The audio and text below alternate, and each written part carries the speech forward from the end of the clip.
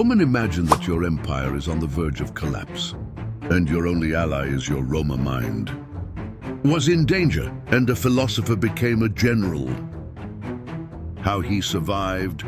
Today you will discover the story of Marco Aurelio and the campaign that could have destroyed an empire. If he hadn't thought like a Stoic.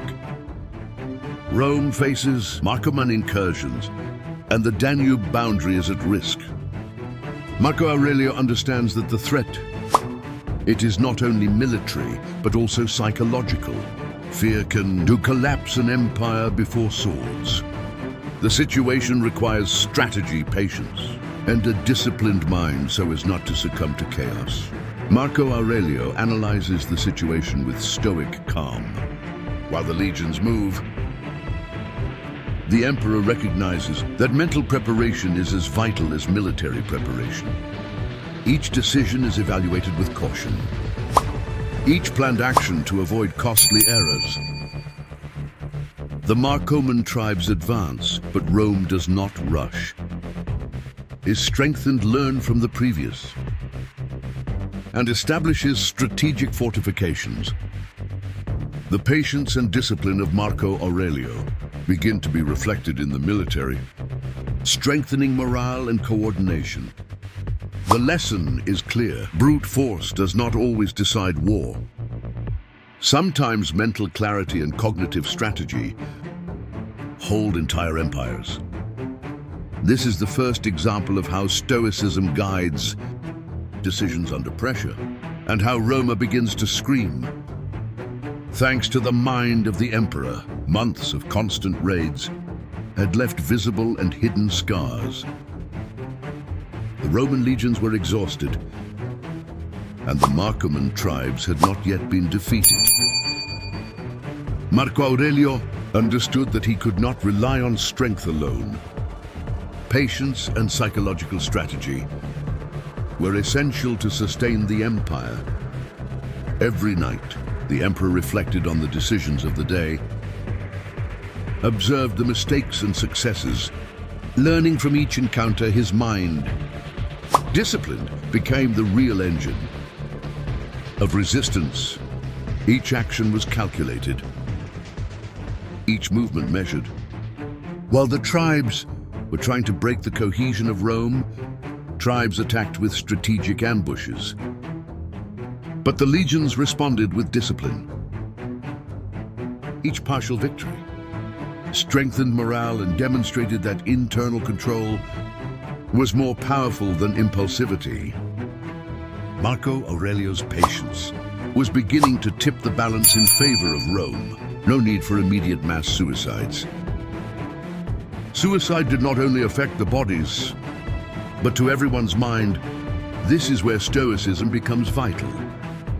Mental resilience supported the troops, and the coherence of Marco Aurelio assured that every step, no matter how small it may seem, brought Rome closer to stability. The trained mind became the most powerful weapon. The Marcomanni forces were and ruthless. Each meeting showed that Roma had to adapt or succumb. Marco Aurelio, far from succumbing to fear, analyzed each attack with stoic calm. Each decision was based on foresight, understanding that a clear mind was more effective than any number of soldiers. As the battles on, the troops began to feel fatigue and hopelessness. The challenge was not only physical, but psychological. Marco Aurelio used his example to maintain morale. Calm under pressure, relentless discipline and consistent decisions. Every word and every gesture were a reminder that mental resilience could overcome physical adversity. Daily wear and tear required strategic innovation. Fortifications, intelligent patrols and land use were combined to maximize the effectiveness of Rome. Marco Aurelio understood that not only fought against visible enemies, but against fear, sadness, and fatigue. Stoic philosophy became a silent weapon that guided every decision of the empire.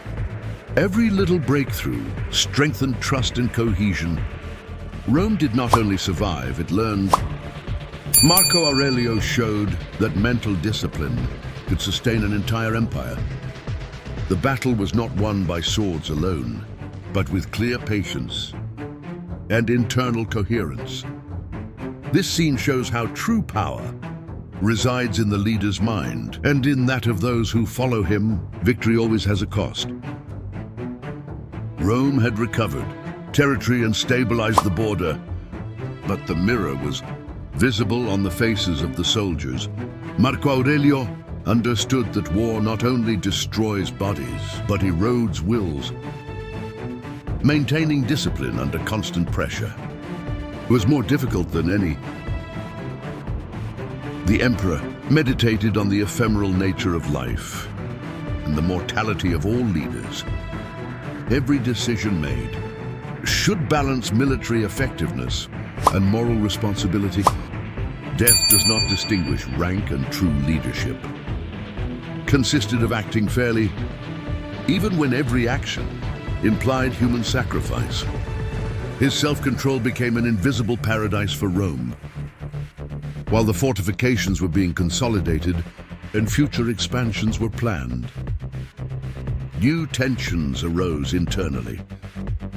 Governing from the front required delegating responsibilities in Rome, maintaining political stability, and resist the temptation of impulsive decisions.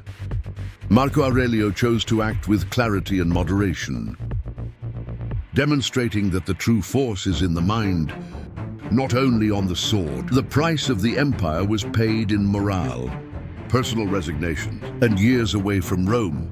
Marco Aurelius was not looking for comfort but coherence with its principles. The campaign proved that Stoicism is not passivity, but disciplined action is not resignation but strategic acceptance. The trained mind, more than weapons, sustained the destiny of Rome.